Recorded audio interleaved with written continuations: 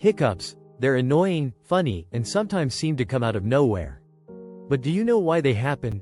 Hiccups are caused by sudden, involuntary spasms in your diaphragm, the muscle that helps you breathe. When the diaphragm spasms, it forces air out of your lungs suddenly, which makes your vocal cords snap shut. That's the hic sound.